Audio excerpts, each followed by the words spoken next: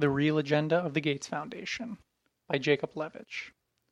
Section 1. The World's Largest Private Foundation. Subheading, quote, A New Form of Multilateral Organization.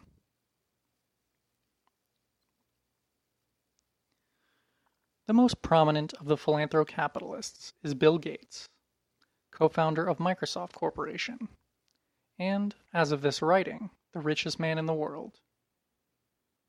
Parentheses.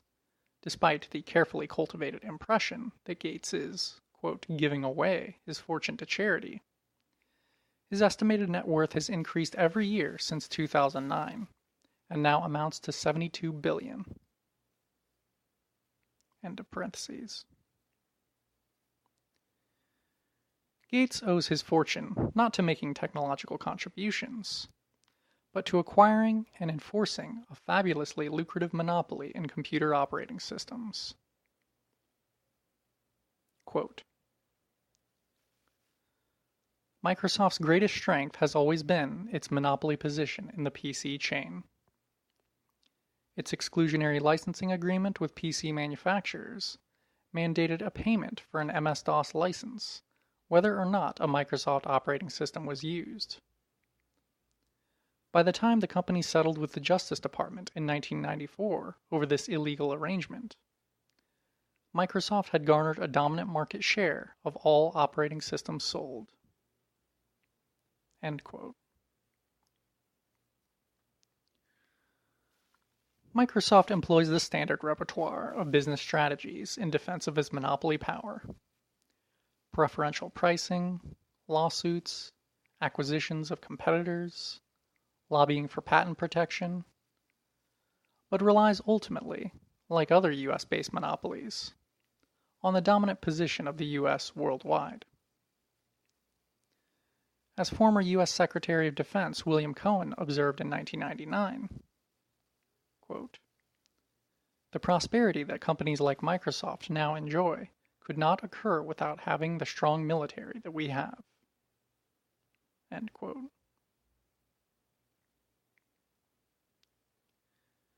Gates remains chairman of Microsoft, but now devotes the bulk of his time to running the Bill and Melinda Gates Foundation, BMGF, the largest private foundation in the world and easily the most powerful.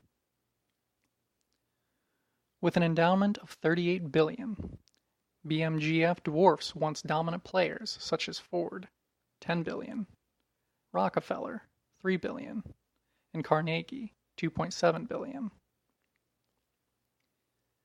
These elite charitable funds are attractive to the super-rich, not only as alternative channels of influencing policy, but also as a legal means of tax avoidance. Under U.S. law, investments in charitable foundations are tax-free. Moreover, investors are not required to sell their stock positions and may continue to vote their shares without restriction. By sheltering foundations, the U.S. Treasury effectively co-finances the activities of BMGF and its investors, supplying a substantial part of the, quote, leverage lauded above.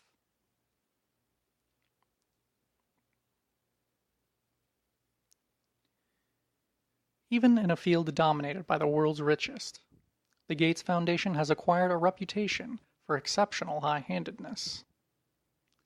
It is, quote, driven by the interests and passions of the Gates family, end quote. Evasive about its financials and accountable to no one except its founder, who, quote, shapes and approves foundation strategies, advocates for foundation's issues, and sets the organization's overall direction.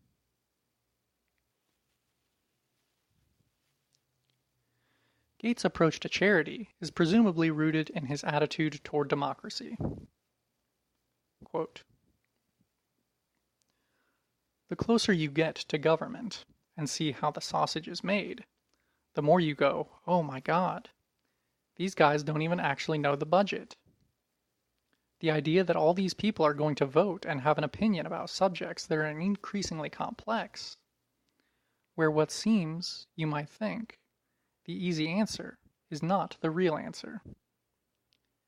It's a very interesting problem.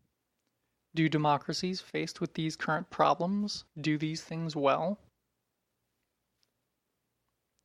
End quote.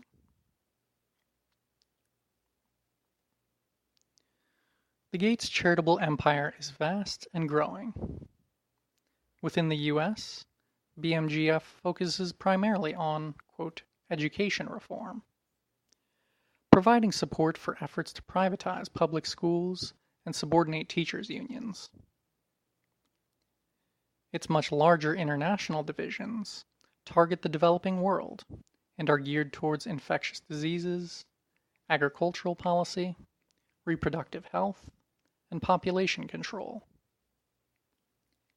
In 2009 alone, BMGF spent more than $1.8 billion on global health projects.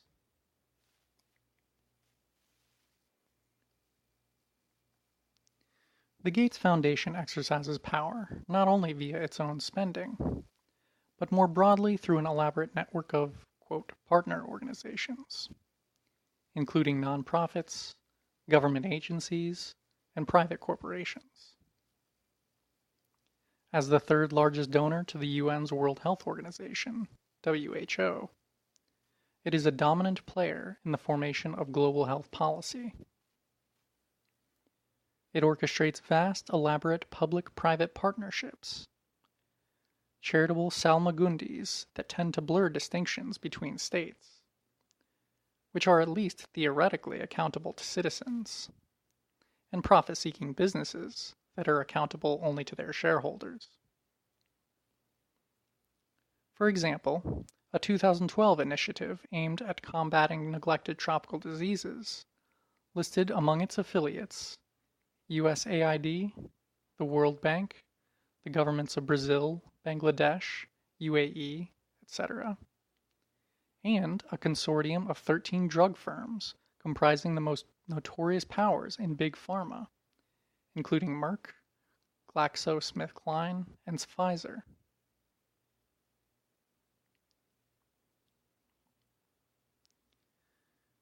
BMGF is the prime mover behind prominent, quote, multi-stakeholder initiatives, such as the Global Fund to Fight AIDS, Tuberculosis, and Malaria, and the Gavi Alliance, a public-private partnership between the World Health Organization and the vaccine industry.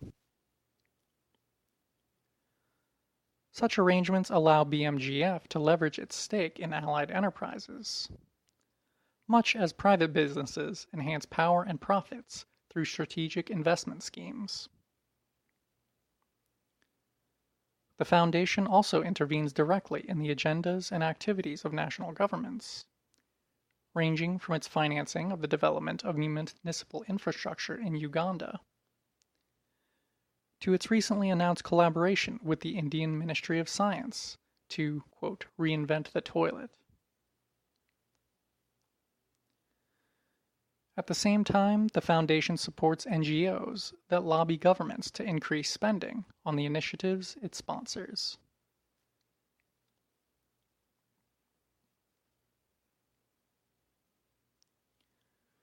The Gates operation resembles nothing so much as a massive, vertically integrated, multinational corporation, MNC, controlling every step in a supply chain that reaches from its Seattle-based boardroom through various stages of procurement, production, and distribution, to millions of nameless, impoverished, quote, end users in the villages of Africa and South Asia. Emulating his own strategies for cornering the software market, Gates has created a virtual monopoly in the field of public health. In the words of one NGO official, "You can't cough, scratch your head, or sneeze in health without coming to the Gates Foundation." End quote. The Foundation's global influence is now so great that former CEO Jeff Rakes was obliged to declare, quote, "We are not replacing the UN, but some people would say we're a new form of multilateral organization. End quote, and end of section.